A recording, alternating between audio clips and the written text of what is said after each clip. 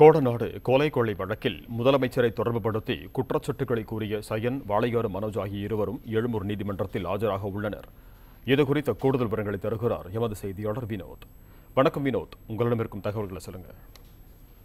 கோடநாடு எஸ்டேட்டில் நடந்த கொலை மற்றும் கொள்ளை சம்பவம் தொடர்பாக கைது செய்யப்பட்டு ஜாமீனில் வெளிவந்த சயான் மற்றும் வாளையார் மனோஜ் ஆகியோர் குறித்து சாமுவேல் மேத்யூ என்ற ஒரு முன்னாள் பத்திரிகை ஆசிரியரும் அதன் குறித்து ஒரு ஆவணப்படம் வெளியிட்ட விவகாரத்தில் இந்த குற்றம் சாட்டப்பட்டிருந்த சயான் மற்றும் வாளையார் மனோஜ் ஆகிய இருவரும் இதில் முதல்வருக்கு தொடர்பு இருப்பதாக கூறப்பட்டு ஒரு ஆவணப்படத்தை வெளியிட்டனர். இது தொடர்பாக எழுந்த சர்ச்சையின் அடிப்படையில் சென்னை மாநகர காவல் ஆணையர் அலுவலகத்தில் சைபர் கிரைம் என்ற குற்றப்பிரிவு போலீசாரிடம் ஒரு புகார் ஒன்று கொடுக்கப்பட்டது. அதிமுக தொழில்நுட்ப பிரிவின் சார்பாக புகார் ஒன்று கொடுக்கப்பட்டது. அந்த புகாரின் அடிப்படையில் உயர் அதிகாரிகள் சைபர் கிரைம் போலீசார் சென்ற உயர் அதிகாரிகள் கொண்ட குழுவானது டெல்லி சென்றது. அங்கு கடந்த 12ஆம் தேதி நள்ளிரவு கைது செய்யப்பட்டு சயான் மற்றும் மனோஜ் ஆகியோர்கள் 13ஆம் தேதி அதிகாலை சென்னை விமான நிலையம் கொண்டு வரப்பட்டு அங்கிருந்து எழும்பூரில் உள்ள அதன் அலுவலகத்தில் வைத்து விசாரிக்கப்பட்டதன் பிறகு அன்று மாலையே 11ஆம் தேதி மாலையே எழும்பூரில் உள்ள நீதிமன்றத்தில் ஆஜர்படுத்தினர்.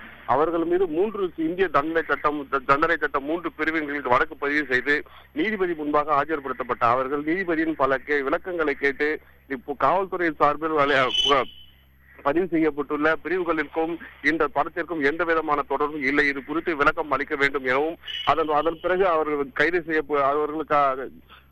கைது செய்யப்படலாம் என்பது குறித்தும் ஒரு விளக்கம் கேட்டு காவல்துறையினருக்கு ஒரு அறிவுறுத்தப்பட்டது. இதன் அடிப்படையில் மீண்டும் மத்திய குற்றப்பிரிவு போலீசார் சயான் மற்றும் மனோஜ் ஆகியோரை அவருடைய அலுவலகம் அழைத்து சென்று மற்றொரு மீது வழக்கு பதிவு செய்யப்பட்டு சைதாப்பேட்டையில் உள்ள நீதிபதிகள் குடியிருப்பில் அன்று இரவு மீண்டும் ஆஜர்படுத்தினர்.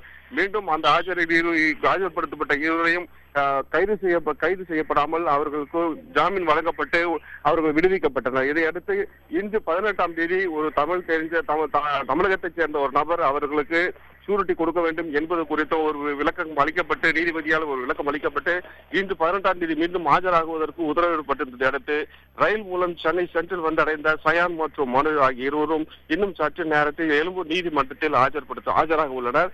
அவர்களுக்கு ஆதரவாக அவர்களுடைய வழக்கறிஞர்களும் மற்றும் தமிழகத்தைச் சேர்ந்த ஒரு நபர் அவர் சூரிட்டியாக கொடுக்க வேண்டும் என்பது குறித்தும் கொடுக்கப்பட்ட அந்த நிபந்தனையின் அடிப்படையில் இன்னும் சற்று நேரத்தில் சயான் மற்றும் மனோஜ் அவருடைய வழக்கறிஞர்களும் இன்னும் சற்று நேரத்தில் எழும்பூர் நீதிமன்றத்தில் ஆஜராக உள்ளனர். ரஞ்சித்.